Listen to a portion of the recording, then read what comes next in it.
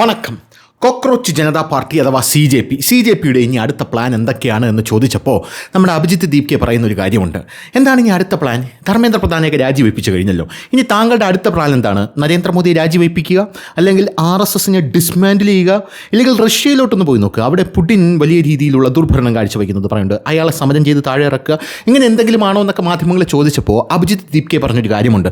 ഇനി എൻ്റെ പ്ലാൻ എന്ന് പറഞ്ഞാലാണ് പ്ലാൻ. അതായത് ഞാൻ ഇത്രയും നാൾ ഉറങ്ങിയിട്ടില്ല. അതൊരു നല്ല കാര്യം. ഒന്ന് പോയി കിടന്ന് ഉറങ്ങിയിട്ട് ഫ്രഷ് ആയിട്ട് വരൂ.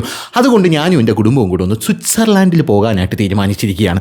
അത് കേൾക്കുമ്പോൾ ഈ അഭിജിത്ത് ദീപ്കയുടെ ഫാൻസ് ഉണ്ടല്ലോ, സോഷ്യൽ മീഡിയയിൽ കടന്നുകൊണ്ട്, അതായത് ഈ JNU ലെഫ്റ്റ് ലിബറൽസുമാരെല്ലാം കൂടെ സോഷ്യൽ മീഡിയയിൽ കടന്നുകൊണ്ട് സ്വിറ്റ്സർലാൻഡിലേക്ക് വരൂ, സ്വിറ്റ്സർലാൻഡ് അടിപൊളിയാണ്, സ്വിറ്റ്സർലാൻഡ് കിടിലമാണ്, അടിപൊളി, പൊളി, ഭയങ്കര സൂപ്പറാണ് എന്നൊക്കെ പറയുന്ന ഓരോ കാഴ്ചകൾ അതിൻ്റെ താഴെ കമൻറ്റ് സെക്ഷനിൽ നമുക്ക് കാണാനായിട്ട് സാധിക്കും.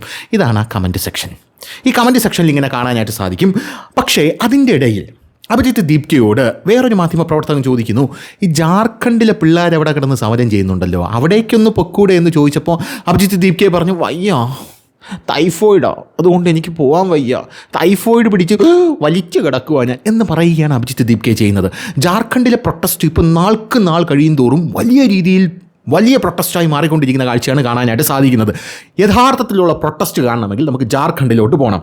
അവിടെ തെറിവിളിയില്ല, ആസാദി മുദ്രാവാക്യങ്ങളില്ല, രാജ്യത്തിനെ വിഭജിക്കണമെന്ന് പറയുന്ന വാക്കുകളില്ല, തീവ്രവാദികൾക്ക് ജയ്വിളിയില്ല, മറ്റുള്ള തീവ്രവാദികളുടെ തിടമ്പെടുത്ത് അതിൻ്റെ മോളിൽ കയറ്റലില്ല. ഈ ജാർഖണ്ഡിൽ അവിടെ സമരം ചെയ്യുന്ന വിദ്യാർത്ഥികളുണ്ടല്ലോ, അവിടെ രാത്രി കിടക്കാൻ വയ്യാതെ മഴ പെയ്യുമ്പോൾ ടാർപോളെടുത്ത് തലയിൽ കൂടെ പിടിച്ചു നിൽക്കുന്ന ഒരു വിഷ്വൽ സമൂഹ മാധ്യമങ്ങളിൽ ട്രെൻഡിങ് ആയിട്ട് വന്നിട്ടുണ്ട്. ഇത് കാണുമ്പോഴാണ് നമുക്ക് മറ്റേ അഭിജിത്ത് ദീപ്കെ എന്ന് പറയുന്നവനുണ്ടല്ലോ, അവൻ ഞങ്ങൾക്ക് ടാർപ്പാളം കെട്ടാനായിട്ട് ഡൽഹി പോലീസ് അനുമതി തരുന്നില്ല എന്ന് പറഞ്ഞുകൊണ്ട് ഡൽഹി പോലീസിൻ്റെ പുറകെ വന്ന് കാല് പിടിക്കുന്നു, എന്നെ അടിക്കല്ലേ എന്ന് പറയുന്നു. ഇതൊക്കെ ഈ ദൃശ്യങ്ങളൊക്കെ നമുക്ക് ഓർമ്മ വരുന്നത്. കാരണം അവിടെ യഥാർത്ഥത്തിൽ വന്നിരിക്കുന്ന വിദ്യാർത്ഥികൾക്ക് ടാർപ്പാളൻ പോലും വേണ്ട, അവർക്ക് വേണ്ടത് നീതി മാത്രമാണ് എന്നാണ് അവർ നിലവിൽ പറഞ്ഞുകൊണ്ടിരിക്കുന്നത്. ആ നീതി കൊടുക്കാനായിട്ട് ഇവിടുത്തെ മാധ്യമങ്ങൾ പോലും തയ്യാറല്ല എന്നുള്ളതാണ്. കാരണം ജാർഖണ്ഡ് ഭരിക്കുന്നത് കോൺഗ്രസ് ആണ്. ഈ ജാർഖണ്ഡിൽ ഇത്രയും വലിയൊരു പ്രൊട്ടസ്റ്റ് ഇത്രയും നാളായിട്ട് നടന്നിട്ടും ഒരു മാധ്യമങ്ങൾ പോലും അത് കവർ ചെയ്യാനായിട്ട് തയ്യാറായില്ല. അവിടേക്ക് ഫണ്ടിങ് വരുന്നില്ല. ഒരു മാധ്യമപ്രവർത്തകൻ അവരോട് പോയി ചോദിക്കുന്നുണ്ട്, എന്താണ് കഴിക്കുന്നത്? അപ്പോൾ ഒരു കുട്ടി പറയുന്നു, ഞാൻ കഴിക്കുന്നത് ബിസ്ക്കറ്റാണ് കഴിക്കുന്നത്. അപ്പോൾ രാവിലെ മുതൽ രാത്രി വരെ നിങ്ങൾ ബിസ്ക്കറ്റ് കഴിച്ചുകൊണ്ടാണോ സമരം ചെയ്യുന്നത്? അപ്പോൾ അയാൾ പറയുന്നൊരു കാര്യമുണ്ട്, ഇത് ഡൽഹി അല്ലല്ലോ സാർ, ഇവിടെ നമുക്ക് ഫണ്ടിങ് ചെയ്യാനോ നമുക്ക് ബിരിയാണി തരാനോ അല്ലെങ്കിൽ നമുക്ക് ബർഗർ തരാനോ പക്കോട തരാനോ ഒന്നും ആരും വരില്ല. ഇവിടെ മാധ്യമങ്ങൾ പോലും റെയറായിട്ടാണ് വരുന്നത് ഇത് കവർ ചെയ്യാനായിട്ട്. പക്ഷേ നമ്മൾ ഈ സമരം തുടരും. ഈ ബിസ്ക്കറ്റ് കഴിച്ച് അവസാന ശ്വാസം വരെയും ഞങ്ങൾ എന്ത് ചെയ്യും? ഇവിടെ സമരത്തിലിരിക്കും, നമ്മൾ സമരം തുടരും എന്ന് പറഞ്ഞ് ജാർഖണ്ഡിലെ പേപ്പർ ലീക്കുകൾക്കെതിരെ ഈ വിദ്യാർത്ഥികൾ അവിടെ നിന്ന് സമരം ചെയ്യുകയാണ്. അതിൻ്റെ കുറച്ച് വിഷ്വൽസ് ഞാൻ കാണിച്ചു തരാം. रहता है तो तुम लोग खाली बिस्किट क्या खा रहे हो? यहाँ कौन देगा, क्या देगा सर? ये दिल्ली ने है कि फॉरेन फंडिंग हो रहा है, सबको जोमेटो से कोई भी कहीं से खाने का आ रहा दे रहा. ये झारखंड से कोई कुछ नहीं देगा. यहाँ स्टूडेंट खुद के लिए लड़ रहा है. तो सुबह से खाली बिस्किट खा रहे हो? खाली बिस्किट खा रहे, घर से चना लाए वही खा रहे.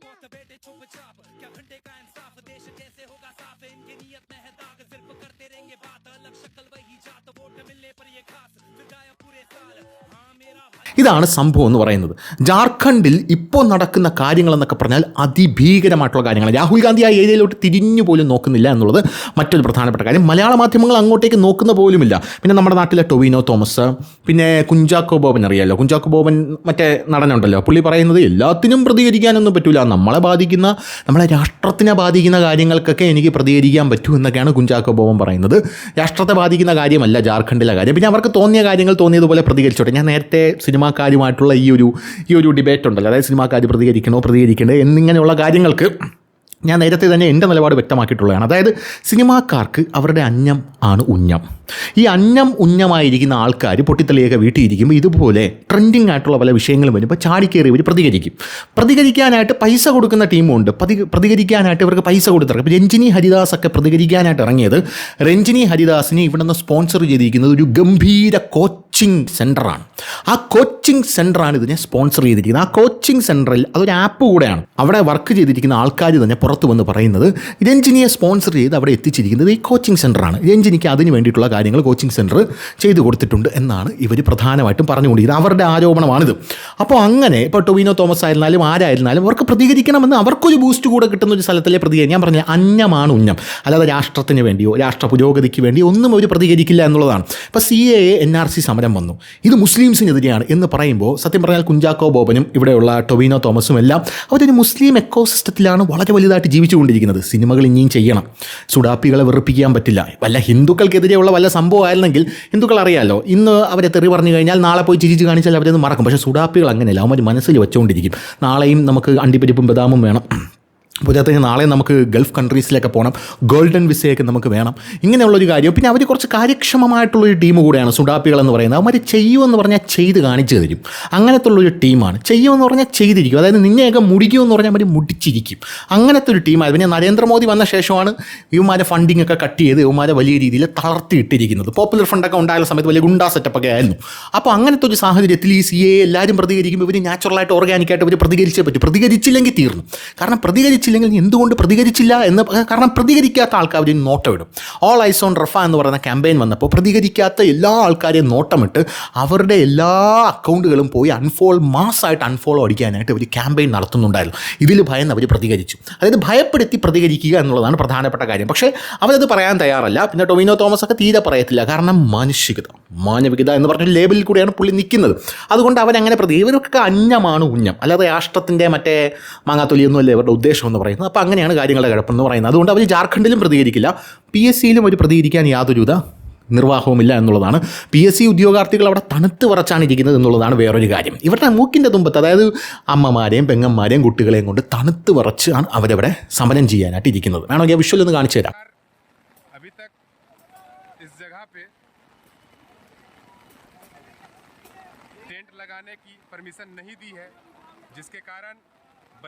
ഇനി ജാർഖണ്ഡിലെ വിദ്യാർത്ഥികൾ, അവിടെ ഒരു പെൺകുട്ടി കരഞ്ഞുകൊണ്ട് പറയുന്ന ഒരു കാര്യമുണ്ട്, വളരെ ഈസി ആയിട്ട്. അതായത് ഒരു പേപ്പറും പേനയും അവർ പഠിക്കുന്ന പുസ്തകമായിട്ടാണ് വന്നിരിക്കുന്നത്, അല്ലാതെ നരേന്ദ്രമോദിയുടെ തള്ളയ്ക്ക് വിളിക്കുന്ന മറ്റേ പ്ലക്കാർഡും നരേന്ദ്രമോദിയുടെ അമ്മയുടെ ജനനേന്ദ്രിയം വരച്ചുകൊണ്ടും, അല്ലെങ്കിൽ നരേന്ദ്രമോദിയുടെ അച്ഛൻ ജനിച്ചത് ഈ വർഷമാണ്, നരേന്ദ്രമോദി ജനിച്ചത് ഈ വർഷമാണ്, അതിന് മുമ്പ് അച്ഛൻ മരിച്ചുപോയി എന്നുള്ള മുദ്രാവാക്യങ്ങളൊന്നും എഴുതിക്കൊണ്ടല്ല അവരവിടെ വന്നിരിക്കുന്നത്. അവരവരുടെ പേപ്പറും പേനയും അവരുടെ ആവശ്യങ്ങളും പറഞ്ഞ് അതിലെഴുതി എന്താണ് കാര്യമെന്ന് വിദ്യാർത്ഥികൾ കൃത്യമായി ക്ലിയർ ചെയ്ത്, ഞാൻ ഇന്ന വിദ്യാർത്ഥിയാണ്, എനിക്ക് ഇന്ന പ്രശ്നങ്ങളുണ്ട്, എനിക്ക് ഇതാണ് വിഷയം എന്ന് പറഞ്ഞുകൊണ്ട് ഓരോ മാധ്യമങ്ങളെയും കണ്ട് അവർ പറയുന്ന കാഴ്ചയാണ് നമുക്ക് കാണാനായിട്ട് സാധിക്കുന്നത്.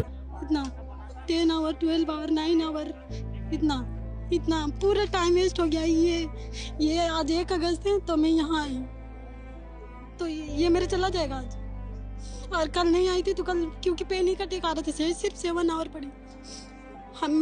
मैं अपना कम्युनिकेशन स्किल स्ट्रॉन्ग करने के लिए मैं कितना सिर्फ ऐप डाउनलोड करते रहती हूँ.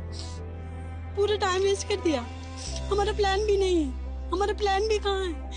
ओडिशा में जो 2 लोग रहते हैं उन लोग का प्लान भी है, उन लोग का सही से एग्जाम होता है. लोग सोचेगा ना कि मैं स्टूडेंट हूँ, मैं बस बोलने के लिए आ रही हूँ, मेरे पास एडमिट कार्ड, इतना सारा एडमिट कार्ड. कभी डैडी एग्जाम दिलाने जा रहे हैं, मम्मी एग्जाम दिलाने जा रही है, कभी अकेले नहीं जाने देता, और क्योंकि लड़की हूँ ना. Sir, I don't want to cry in front of camera. I am a strong person, but sometimes sir it feels like I am nothing.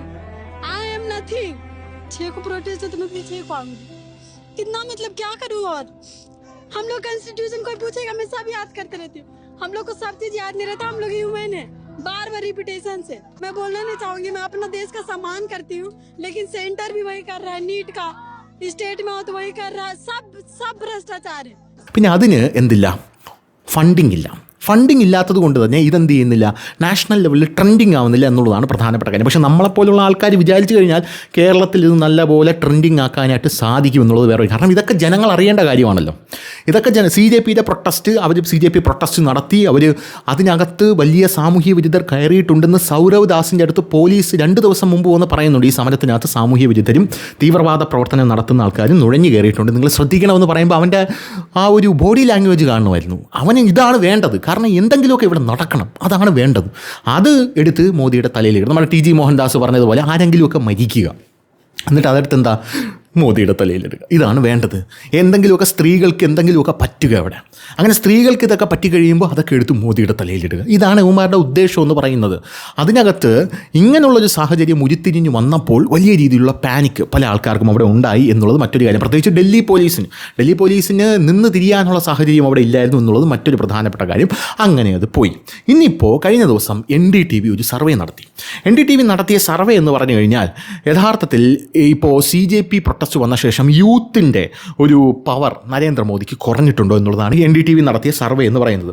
Youth നരേന്ദ്രമോദിയെ കൈയൊഴിഞ്ഞു എന്നുള്ളതാണ് NDTVയുടെ ചോദ്യം എന്ന് പറയുന്നത്. ആ ചോദ്യത്തിന് who is the most popular leader amongst the youth എന്നുള്ള NDTVയുടെ സർവേയാണ് ഇവിടെ കണ്ടുകൊണ്ടിരിക്കുന്നത്. അതിൽ നരേന്ദ്രമോദിക്ക് 39.8% പിന്തുണ ലഭിച്ചിരിക്കുന്നത്. രാഹുൽ ഗാന്ധിക്ക് 27.9%, CJPക്ക് 12%, അതിനും താഴെ പോയിരിക്കുന്നത് ഈ CJPയുടെ തലതൊട്ടപ്പനായിട്ടുള്ള അരവിന്ദ് കെജ്രിവാൾ, അതിനും താഴെ പോയിരിക്കുന്നത് അഖിലേഷ് യാദവ്. ഇവരൊക്കെയാണ് യൂത്തിൻ്റെ പിന്തുണ തീരെ ഇല്ലാത്തത്. നരേന്ദ്രമോദി അപ്പോഴും ടോപ്പ് ലിസ്റ്റിലാണ് നിൽക്കുന്നത് എന്നുള്ളതാണ് പ്രധാനപ്പെട്ട ഒരു കാര്യമെന്ന് പറയുന്നത്. നരേന്ദ്രമോദി അപ്പോഴും ഏറ്റവും ടോപ്പിൽ തന്നെയാണ് നിൽക്കുന്നത്, യൂത്തിൻ്റെ പിന്തുണയിൽ ആ സർവേ ഫലത്തിൽ നിൽക്കുന്നത് എന്നുള്ളതാണ് CJP പ്രവർത്തകരെ പോലും ഞെട്ടിച്ച ഒരു കാര്യമെന്ന് പറയുന്നത്. രാജ്യത്തെ യൂത്ത് ഉണ്ടല്ലോ, രാജ്യത്തിൻ്റെ വികസനവും രാജ്യത്തിൻ്റെ മുന്നോട്ടുള്ള ഗമനവും അത് സുതാര്യമായിരിക്കണം, അത് സുസ്ഥിരമായിരിക്കണം, സ്റ്റേബിളായിരിക്കണം എന്ന് വിചാരിക്കുന്ന യൂത്ത് ഇപ്പോഴും നരേന്ദ്രമോദിയുടെ കൂടെ തന്നെയാണ് എന്നുള്ള കാര്യത്തിൽ യാതൊരു തർക്കവുമില്ല. അല്ലാതെ അവിടെ വന്ന് നിന്നിട്ട് മറ്റേ റീൽസ് എടുക്കുന്നവൻ, പിന്നെ പോരാത്തതിന് നരേന്ദ്രമോദിയുടെ തള്ളക്കി വിളിച്ച് അത് റീലിലിട്ട് വ്യൂ ഉണ്ടാക്കാൻ നോക്കുന്നത്, റീച്ചിന് വേണ്ടി വരുന്ന ആൾക്കാരല്ല രാജ്യത്തെ യൂത്ത് എന്ന് പറയുന്നത്. രാജ്യത്തെ സ്റ്റുഡൻസ് എന്ന് പറയുന്നത് നിങ്ങൾ കാണാത്ത വലിയൊരു വിഭാഗം യഥാർത്ഥ സ്റ്റുഡൻസ് രാജ്യത്ത് അവരിപ്പോഴും അണഞ്ഞിരിപ്പുണ്ട്. അതിലൊരു വിഭാഗമാണ് ജാർഖണ്ഡിൽ പ്രൊട്ടസ്റ്റ് നടത്തുന്നത്. എത്ര നീറ്റായിട്ടാണ് ആ പ്രൊട്ടസ്റ്റ് നടക്കുന്നത് നമുക്ക് കണ്ടാൽ മനസ്സിലാവും. അവിടെ ആൻറ്റി നാഷണൽ സ്ലോഗൻസ് ഇല്ല, അവിടെ നരേന്ദ്രമോദിയുടെ തള്ളക്കി വിളിയില്ല. എന്തിന്? ജാർഖണ്ഡ് ഭരിക്കുന്ന കോൺഗ്രസ് ആണ്. രാഹുൽ ഗാന്ധിയുടെ തള്ളക്കി പോലും വിളിക്കുന്നില്ല അവർ. രാഹുൽ ഗാന്ധിയെ വിളിക്കാനാണെങ്കിൽ 100 കണക്കിന് തെറികൾ സ്റ്റോക്ക് ചെയ്ത് വെച്ചിരിക്കുന്ന പല ആൾക്കാരുള്ള ഒരു രാജ്യം കൂടിയാണത്. രാഹുൽ ഗാന്ധിയെ തെറിയില്ല, ഒരു മന്ത്രിമാരെയും. അവർക്ക് വേണ്ടത് എഡ്യൂക്കേഷൻ മിനിസ്റ്ററുടെ റെസിഗ്നേഷനാണ്, അവർക്ക് വേണ്ടത് അക്കൗണ്ടബിലിറ്റിയാണ്, അവർക്ക് വേണ്ടത് നീതിയാണ് എന്ന് പറഞ്ഞുകൊണ്ടാണ് അവരിയ്ക്കുന്നത്. അത് ബിസ്ക്കറ്റും കഴിച്ചുകൊണ്ടാണ് അവരിയ്ക്കുന്നത് എന്നുള്ളതാണ്. അവർ ബിസ്ക്കറ്റ് കഴിക്കുമ്പോൾ ആ ബിസ്ക്കറ്റ് കഴിക്കുന്നത് എന്താണെന്ന് ചോദിച്ചപ്പോൾ ഞങ്ങൾക്ക് ഫണ്ട് ചെയ്യാൻ ആരുമില്ല, ബിസ്ക്കറ്റ് കഴിച്ചുകൊണ്ടാണ് ഞങ്ങൾ എന്ന് പറഞ്ഞുകൊണ്ട് അവരെവിടെ ഇരിക്കുകയാണ്. ഇതാണ് യഥാർത്ഥത്തിലുള്ള വിദ്യാർത്ഥി സമരം. മറ്റേത് വിദ്യാർത്ഥി സമരമല്ല, മറ്റേത് ടുക്കഡേ ഗ്യാങ്ങിൻ്റെ ഒരു സമരമാണ് മറ്റേ നടന്നത് എന്നുള്ളതാണ്.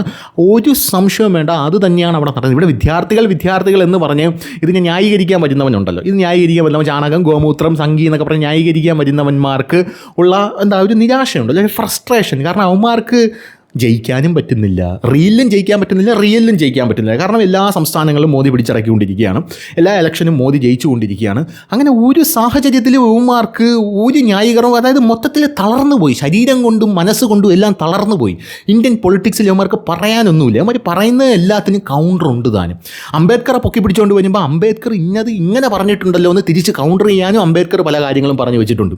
അതാണ് നമ്മൾ ഈ ശ്രീജിത്ത് പണിക്കർ പല ഈ അംബേദ്കറൈറ്റുകളുടെ ചർച്ചയിലും പോയി അംബേദ്കറൈറ്റുകളെല്ലാം എടുത്തുകൊടുത്തിട്ട് തിരിച്ചു വരുന്നത് നമ്മൾ കാണുന്നത്. അപ്പോൾ അംബേദ്കറൈറ്റുകളെല്ലാം കിടന്ന് നിലവിളിക്കും, അയ്യോ എന്ന് പറഞ്ഞ് നിലവിളിക്കും. അംബേദ്കറെ പോലും വായിക്കാതെ, അതായത് അംബേദ്കറെ മൊത്തമായിട്ട് വായിക്കാതെ അംബേദ്കറുടെ ആവശ്യമുള്ള സാധനങ്ങളൊക്കെ ചൊല്ലി എടുത്തുകൊണ്ട് വരില്ലേ, അങ്ങനെയുള്ള സാഹചര്യം അവർക്ക് നിരാശയാണ്, അവർ ആ ഫ്രസ്ട്രേഷനാണ്. ആ ഫ്രസ്ട്രേഷൻ അവർക്ക് എങ്ങനെ തീർക്കണം? നരേന്ദ്രമോദിക്ക് 2 തെറി കിട്ടുമ്പോൾ കൊള്ളാം, കിട്ടട്ടെ. ഇവർ സോഷ്യൽ മീഡിയയിൽ എഴുതുന്നതും അങ്ങനെ തന്നെയാണ്. ഇതല്ല, ഇതിൻ്റെ അപ്പുറം പിള്ളേരുടെ കയ്യിൽ നിന്ന് കിട്ടും. ആരുടെ പിള്ളേർ? വേര്യം കിളിച്ചിരിക്കുന്ന ഐഷി ഘോഷാണോ പിള്ളേർ? അതായത് പഠിച്ച് അവിടെ ഇറങ്ങി ഇരുന്ന് വേര് കിളിച്ച്, അതാണ് ഐഷി ഘോഷാണ് പിള്ളേരെന്ന് പറയുന്നത്. ആ പിള്ളേരാണോ ഈ സംഭവം എന്ന് പറയുന്നത്, വിദ്യാർത്ഥി എന്ന് പറയുന്നത്? എനിക്ക് മനസ്സിലാവുന്നില്ല ആരാണ് ഈ വിദ്യാർത്ഥി. അവിടെ ഉള്ള വിദ്യാർത്ഥികൾ ആ CJP പ്രൊട്ടസ്റ്റിൽ, ടു ബി ഫ്രാങ്ക്, ഞാൻ ഒരു വിദ്യാർത്ഥിയുടെ യഥാർത്ഥത്തിലുള്ളൊരു വിദ്യാർത്ഥിയുടെ ഒരു ബൈറ്റ് പോലും ഞങ്ങൾ, എന്നാൽ ജാർഖണ്ഡിൽ എത്ര വിദ്യാർത്ഥികളുടെ ബൈറ്റാണ് ഇപ്പോൾ പുറത്തു വരുന്നത്, എത്രയധികം സ്റ്റുഡൻസിൻ്റെ ബൈറ്റാണ് ജാർഖണ്ഡിൽ നിന്ന് പുറത്തു വരുന്നത്. അതാണ് വിദ്യാർത്ഥി പ്രൊട്ടസ്റ്റ്, ഇതല്ല വിദ്യാർത്ഥി പ്രൊട്ടസ്റ്റ്. ഇനി നീയൊക്കെ എന്തൊക്കെ പറഞ്ഞാലും ഇതല്ല വിദ്യാർത്ഥി. പിന്നെ ഇതിൽ നരേന്ദ്രമോദിക്ക് നല്ല തെറി കേട്ടല്ലോ, അതുകൊണ്ട് നീയൊക്കെ പറയും. നിനക്ക് വേണ്ടത് അതാണ്. സത്യം പറഞ്ഞാൽ അതങ്ങ് അക്സെപ്റ്റ് ചെയ്താൽ മതി. മോദിക്ക് 2 തെറി കേട്ടു. കുറേ നാളായിട്ട് മോദിയുടെ മുമ്പിൽ ഞങ്ങൾ തോറ്റ് നിൽക്കുകയായിരുന്നു. ഇപ്പോൾ മോദിക്ക് 10 തെറി വിളി കേട്ടപ്പോൾ ഞങ്ങൾ ജയിച്ച ഒരു പ്രതീതി ഞങ്ങൾക്ക് കിട്ടി. അതുകൊണ്ട് ഇതാണ് ഞങ്ങളുടെ വിദ്യാർത്ഥി എന്നങ്ങ് പറഞ്ഞു വെച്ചാൽ മതിയല്ലോ, അത് നമുക്ക് മനസ്സിലാവും. അപ്പോൾ ശരി.